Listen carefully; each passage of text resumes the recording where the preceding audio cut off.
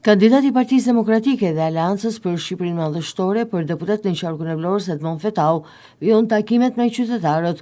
Në vijim ai takoi pensionistët, ndërsa sipas tij foli me sinqeritet me ta pa filtra për pensionet që mezi mbajnë jetën, për mungesën e kujdesit shëndetësor për rrugët e harruara.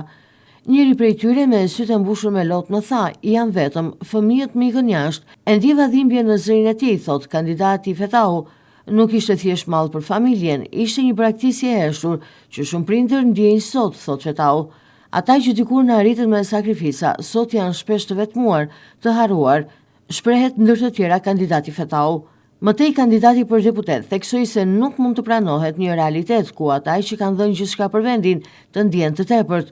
Unë dua të jem zëri tyre për çdo hall që s'ka marrë përgjigje, për çdo padrejtësi që është bërë zakon, sepse ata nuk kërkojnë shumë, kërkojnë vetëm dinjitet, vëmendje dhe respekt, e ua kemi këtë borxh të gjithë. Kandidati për deputet i Aleancës për Shqipërinë Madhështore Edmond Fetau vazhdoi mëtej me takimet edhe në lagjen 24 maj në Vlorë.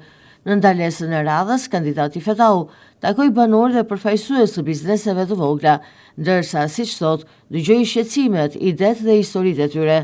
Në çdo lëvizje së kësaj lagje e ka jetë, punë, përpjekje për shpresë për një të ardhme më të mirë, thot kandidati Fetau.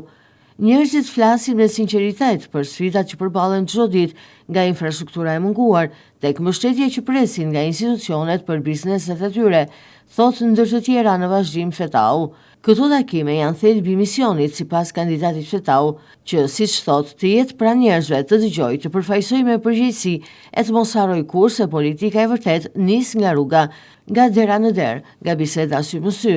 Kjo është rruga jonë e përbashkët drejt ndryshimit, sipas kandidatit demokrat.